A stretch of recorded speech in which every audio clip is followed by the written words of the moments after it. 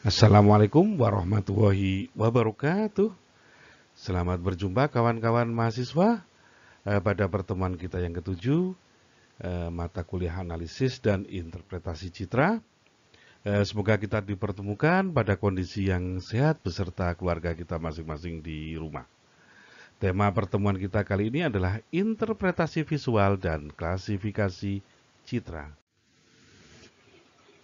Kawan-kawan, untuk memulai perkuliahan ini, marilah kita awali dengan bacaan-bacaan kebaikan atas nama Tuhan semesta alam. Bismillahirrahmanirrahim. Kawan-kawan, seperti kebiasaan kita, marilah sejenak kita berdoa untuk kedua orang tua kita, juga guru-guru kita. Semoga amal ibadah mereka mendapatkan balasan yang setimpal, dan semoga ilmu yang kita pelajari nantinya menjadi ilmu yang bermanfaat. Kawan-kawan sekalian, tak lupa saat ini kita masih menghadapi kondisi pandemi. Untuk itu diharapkan kita tetap disiplin dalam mematuhi protokol kesehatan. Kita memasuki perkuliahan kita, kawan-kawan. Persiapan dalam studi interpretasi citra merupakan salah satu hal yang penting, tetapi kadang kurang diperhatikan. Persiapan ini banyak menentukan akurasi interpretasi. Tahap awal ini juga berkaitan dengan pengalaman atau jam terbang interpreter. Semakin banyak berlatih atau bekerja, berarti semakin banyak pengalaman, sehingga diharapkan hasil interpretasi sangat mungkin mendekati presisi. Terdapat 4 tahap dalam studi interpretasi citra untuk mendapatkan hasil yang maksimal, yaitu menyiapkan data acuan, data penginderaan jauh, peta kerja, dan bila memungkinkan dilakukan orientasi medan. Menyiapkan data acuan adalah mempersiapkan data non-penginderaan jauh, tetapi yang sangat diperlukan pada interpretasi citra. Data acuan ini terdapat dalam berbagai bentuk yang intinya dapat mendukung interpretasi citra, seperti jurnal, artikel, laporan penelitian, monografi, daerah dalam angka, bahkan juga aturan-aturan yang berlaku. Data acuan ini biasa kita sebut juga sebagai data kolateral. Mempersiapkan data penginderaan jauh dilakukan sesuai dengan tujuan dari penelitian ataupun aplikasi yang akan kita lakukan. Aspek ketersediaan data dan instrumen yang dibutuhkan juga menjadi pertimbangan penting. Citra foto udara saat ini mulai tergantikan oleh citra digital. Permasalahannya adalah pada perolehan data citra ini dalam bentuk berbayar atau gratis. Kemudian berapa bit data yang tersedia? Karena semakin besar bit berarti data semakin besar dan instrumen yang dibutuhkan juga semakin rumit.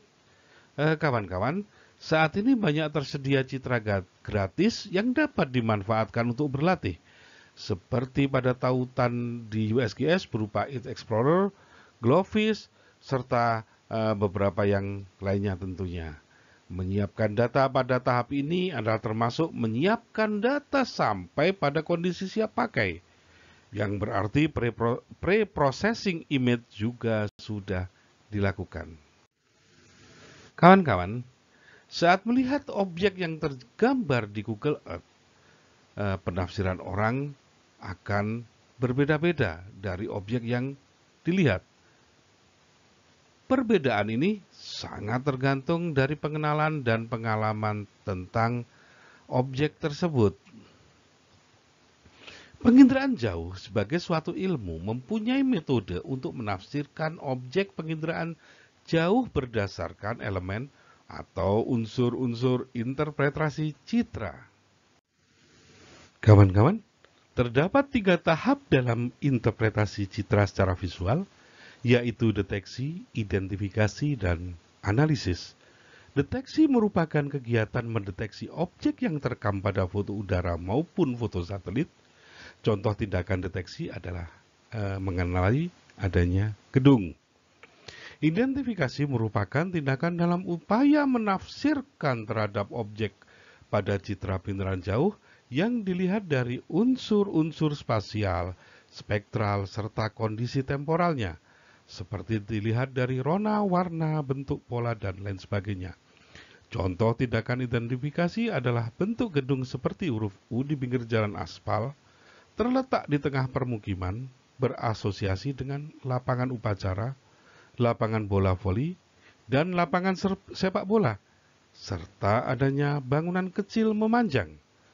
Analisis merupakan upaya menentukan suatu objek berdasarkan identifikasi yang telah dilakukan. Contoh analisis adalah gedung berbentuk huruf U tersebut merupakan gedung sekolah, karena mobil yang parkir hanya satu dan adanya bangunan kecil memanjang merupakan tempat parkir sepeda atau sepeda motor. Seandainya ini dianggap sebagai gedung pemerintahan, mungkin mobil yang parkir akan lebih banyak dan tempat parkir sepeda motor akan mungkin tidak terlalu banyak. Secara umum, kunci interpretasi ada dua, yaitu kunci selektif dan kunci eliminasi. Kunci interpretasi dapat berubah objek individual maupun kumpulannya. Kemudian kawan-kawan, piksel berisi tentang data kecerahan ataupun warna. Sehingga sesuai dengan sifat ini, rona dan warna merupakan unsur pertama yang harus dikenali sebagai ordo dasar dalam interpretasi citra. Ordo kedua dan ketiga pada hakikatnya merupakan komposisi spasial dari rona dan warna, sedangkan ordo tertinggi di samping komposisi spasial juga melibatkan data acuan atau kolateral. Pada tampilan ini kita dapat melihat bahwa rona warna merupakan interpretasi yang paling sederhana sampai pada situs dan asosiasi yang merupakan interpretasi yang paling rumit. Kawan-kawan, kita memasuki pada bahasan unsur-unsur interpretasi citra visual. Rona merupakan tingkat kehitaman atau derajat keabuan dari suatu objek yang tergambar pada citra. Warna merupakan perwujudan cahaya tampak atau objek yang tampak oleh mata manusia pada spektrum tampak. Kemudian bentuk adalah geometris dari suatu objek, sedangkan ukuran adalah atribut objek berupa panjang, luas, dan volume. Kawan-kawan, kita dapat melihat untuk gambar sebelah kiri adalah Landsat TM, saluran merah pada lahan pertanian di Colorado. Lingkaran gelap merupakan peta irigasi pivot yang rapat oleh vegetasi atau sudah ditanami. Sesuai sifatnya akan banyak menyerap sinar merah, sehingga tampak sebagai lingkaran yang gelap. Pada kolam air keruh, air banyak menyerap spektrum cahaya merah, tetapi sedimen memantulkannya, sehingga warna air atau kolam ini menjadi abu-abu. Lahan tak bervegetasi atau tanah terbuka akan memantulkan banyak sinar merah, sehingga akan berwarna lebih terang. Untuk gambar sebelah kanan adalah kompleks Stadion Manahan yang difoto dari foto udara pankromatik berwarna tahun 88, pemotretan sekitar bulan Mei pada jam 9 pagi. Link ini adalah kita bisa menyaksikan adanya lingkaran di dalam lingkaran. Mana yang stadion sepak bola? Mungkin saat ini kita sudah tidak mengenali ini karena Stadion Manahan sudah berubah. Akhirnya kawan-kawan, ukuran, bentuk, bayangan akan menentukan jenis objek tersebut. Unsur-unsur yang lain adalah bayangan berupa ada atau tidaknya bayangan objek. Kemudian tekstur adalah kasar atau halusnya permukaan objek. Pola adalah pengulangan lokasi objek, dan situs menjelaskan letak objek terhadap objek di sekitarnya. Sedangkan asosiasi merupakan keterkaitan antara suatu objek dengan objek lainnya. Kawan-kawan, kita dapat melihat untuk gambar sebelah kiri, ini adalah ladang alpukat yang bertekstur relatif kasar. Rerumputan dan jalan memiliki tekstur yang halus. Sedangkan untuk gambar sebelah kanan merupakan baris penanaman kentang yang sistematif dan linear, membentuk suatu pola yang dapat diinterpretasikan sebagai lahan pertanian kentang. Adanya rona yang lebih gelap ini merupakan bagian dari penanaman kentang yang rusak karena penyakit busuk daun. Selanjutnya kawan-kawan, untuk interpretasi citra komposit memerlukan pemahaman terhadap kurva pantulan spektral. Setiap objek memiliki karakter masing-masing kaitannya dengan energi matahari yang datang. Semakin besar pantulan energinya, maka kemampuan citra akan semakin terang.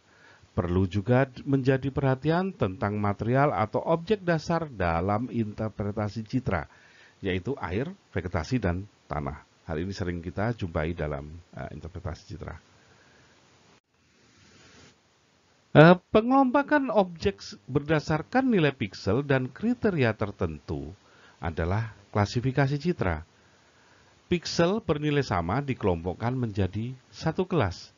Dalam satu kelas, variasi nilai piksel akan kecil. Tujuan dari klasifikasi adalah menghasilkan peta tematik di mana setiap warna mewakili sebuah objek. Kawan-kawan, terdapat dua klasifikasi citra, yaitu klasifikasi terbimbing dan tak terbimbing.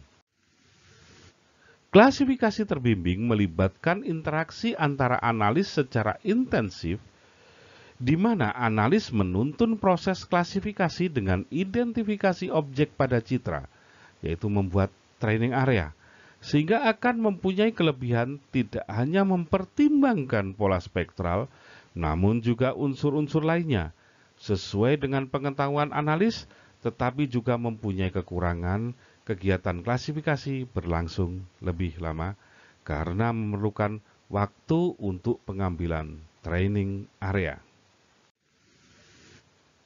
Terdapat 3 tahap utama dalam klasifikasi terbimbing, yaitu pemilihan daerah sampel atau training area, kemudian tahap klasifikasi atau pengolahan dalam komputer, dan tahap luaran peta.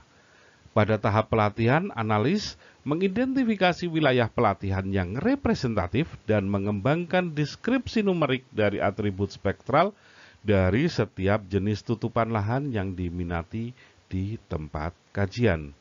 Tahap klasifikasi, setiap piksel pada kumpulan data citra dikategorikan ke dalam kelas tutupan lahan yang paling mirip dengannya.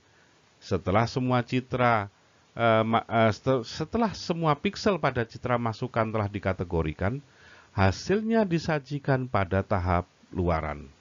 Karena karakternya digital, hasilnya dapat digunakan untuk berbagai tujuan, termasuk dapat sebagai masukan dalam sistem informasi geografis.